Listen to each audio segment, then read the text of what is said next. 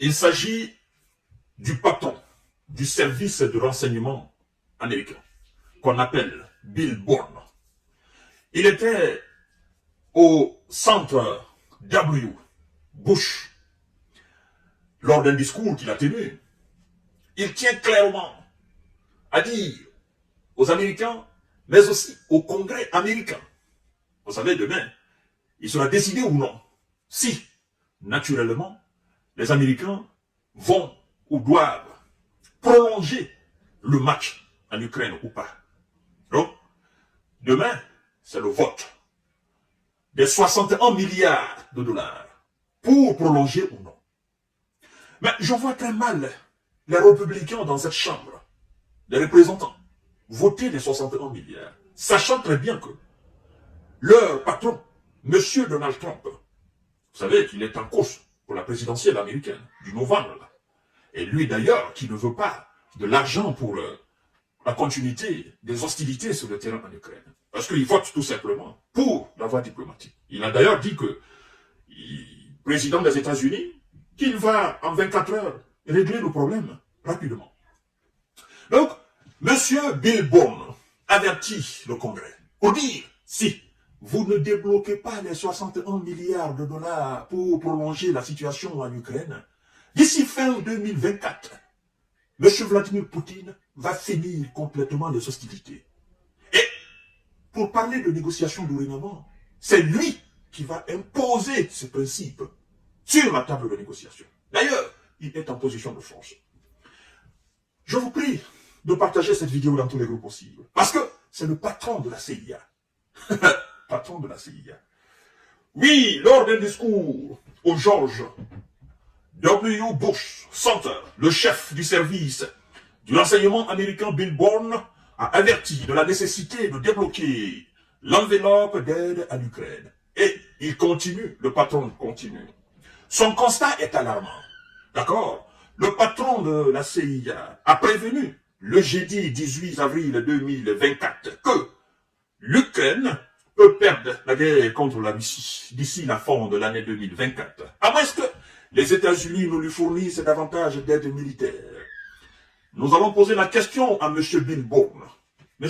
Bill Bourne, depuis le début des événements des hostilités jusque-là, les visas n'ont pas cessé d'aider l'Ukraine. Et lorsque vous faites la sommation de tout ce qui a été donné à l'Ukraine, aide américaine, aide allemande, aide française, aide de tous les pays composant votre bloc, le bloc otanien, je crois qu'on se rapproche des 61 milliards. Et au lieu que les premières aides n'aident, M. Zelensky a repoussé les Russes, c'est le contraire qui s'est passé sur le terrain. Et vous parlez de vote, vous avertissez vos représentants au Congrès. Mais vous oubliez que vous n'avez pas de garantie de victoire, même avec 600 milliards, d'accord, de dollars. Parce que là, vous parlez de 61 milliards. Moi, je vous dis, même avec 600 milliards, même avec 1000 milliards, n'est-ce pas? Même avec 1000 billions de dollars, il n'y a aucune chance pour que l'Ukraine l'emporte. Même avec tous les membres de l'OTAN engagés sur le terrain, n'est-ce pas, face à la Russie, il n'y a aucune chance. Vous savez pourquoi je le dis? La raison, elle est toute simple, elle est belle, elle est bête aussi. Vous savez, la logique voudrait que aucune puissance nucléaire ne perde la guerre. Aucune puissance. Les États-Unis ne peuvent pas perdre face à la Russie. La Russie ne peut pas perdre face aux États-Unis. Parce que, dotés des plus grandes ogives nucléaires de notre planète Terre. Vous voyez? Donc, il n'y a pas moyen pour que la Russie perde. Il n'y a pas moyen. Parce que plus vous engagez d'aide du côté ukrainien, plus M. Vladimir Poutine met le pognon sur la table. Parce que pour lui, c'est une question existentielle. Si, pour les visas, ce n'est pas une question existentielle, pour la Russie, ce n'est pas la même chose. C'est une question existentielle pour la Russie. Vous voyez? Et partout, on parle de questions existentielles d'une des plus grandes puissances nucléaires de ce monde. Vous devez savoir que toutes les actions qui seront menées contradictoirement à celle qui est menée par elle-même, la puissance nucléaire, sur le terrain des hostilités, seront vaines. Vous voyez? C'est ça le problème.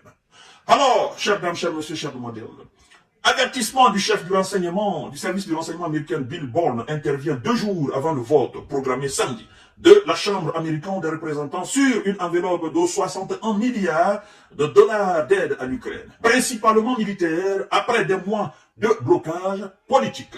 Demain samedi alors, que dire le coup, M. Bill Bourne nous parle. Il dit ceci, avec l'élan, à la fois pratique et psychologique, n'est-ce pas, voilà, psychologique, que procurerait une aide militaire. Je pense que les Ukrainiens sont parfaitement capables de tenir le coup en 2024. Qu'est-ce qu'il veut dire? Il veut dire tout simplement que les 61 milliards, si sont votés demain, viendront naturellement booster le moral des soldats ukrainiens sur le terrain. Et que éventuellement, ça pourrait psychologiquement toucher le moral des soldats russes. C'est mal connaître les Russes et c'est mal connaître Vladimir Poutine. Parce que lui, il n'attend tout simplement le vote de ces 61 milliards de dollars pour faire une autre déclaration, voire même déclarer qu'il est capable ou qu'il va donner le triple de ces 61 milliards. Et laissez-moi vous dire, il y a quelque chose de comique là-dedans. Tout simplement, pendant qu'ils sont en train de parler de 61 milliards, c'est eux-mêmes qui vont donner voilà, disons, les 124 milliards, ok, de dollars américains aux Russes. Vous savez pourquoi je le dis? Parce que eux, ils achètent les engrais russes. Eux, ils achètent le pétrole russe. Eux, ils achètent les gaz russes. Eux, ils achètent les produits russes. Ils renflouent les caisses russes. Eux, ils achètent l'uranium enrichi de la Russie. Jusqu'à présent, ils continuent à acheter. Et donc, la Russie n'a pas besoin d'aller chercher très loin de l'argent. L'argent entre naturellement dans les caisses russes. Et ça vient, n'est-ce pas, du compte des Occidentaux. C'est ce qui est comique dans l'affaire. C'est-à-dire, les Occidentaux, ils dépensent doublement. Ils dépensent pour aider l'Ukraine. Ils dépensent aussi pour acheter les produits russes et renflouer les caisses russes qui permettent aussi à la Russie de financer son opération spéciale militaire en Ukraine. Vous voyez? Donc, ils perdent doublement, ils perdent. La perte, elle est conséquente du côté occidental. Et ils ne comprennent pas cela. Mais je pense qu'ils comprennent, ils font exprès. Et vous devez savoir aussi, il y a un autre aspect de ce qu'ils appellent aide américaine, les 61 milliards. Les 61 milliards, en fait, disons, les 75% de ces 61 milliards resteront sur le territoire américain. Parce que tout ce qui sera acheté comme armes, ce sont les armes américaines. Tout ce qui sera question munitions, ce sont des munitions américaines. Et donc, ça va rester sur le territoire américain. Et quand ils disent qu'ils vont assister l'économie ukrainienne, ben, moi, ça me fait rire. Hein? Ça me fait rire. Je me dis, ben, ça fait de la manne pour M. Zelensky et ses potes. Alors, sans aide supplémentaire, la situation est bien plus désastreuse selon lui. Le risque est très réel que les Ukrainiens perdent sur le champ de bataille d'ici la fin de 2024, ou au moins que le président russe Vladimir Poutine soit en position de dicter les termes d'un règlement politique, a-t-il ajouté, sans détailler, n'est-ce pas, ce qu'il entendait par perdre la guerre. Ils ont déjà perdu complètement.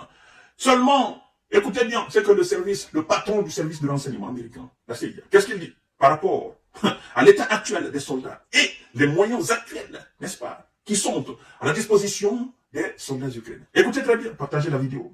Seulement 42 obus et de mortier. 42 obus de mortier.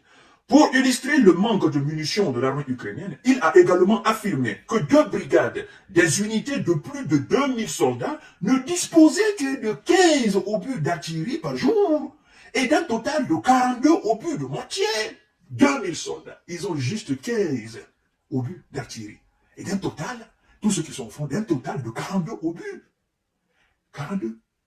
Mesdames et messieurs, c'est quand même rigolo. Vous ne pouvez pas être engagé face à une puissance comme ça, comme la Russie. Et puis, vous vous permettez de faire une telle déclaration. C'est honteux. 15 obus. On dit, mais il exagère quelque part. Ou bien, c'est une manière pour lui de motiver, n'est-ce pas, les représentants de la Chambre pour qu'ils puissent rapidement valider les 60. Mais eux, ils ne sont pas dupes, surtout les républicains. Face à une aide occidentale qui s'essouffle, l'Ukraine est confrontée à un manque croissant de moyens et exhorte ses partenaires à lui livrer davantage d'armements et de systèmes de défense anti-aérienne. aérien. Mesdames et messieurs, au total, près de 61 milliards de dollars, soit la majorité des fonds prévus, sont prévus pour la guerre en Ukraine. Dans le texte qui sera voté samedi, les États-Unis sont le principal soutien militaire de Kiev. Mais le Congrès n'a pas adopté de grande enveloppe pour son allié depuis décembre 2022, principalement en raison de querelles partisanes. Cette aide a été distribuée au cours de l'année 2023, mais les robinets sont désormais secs.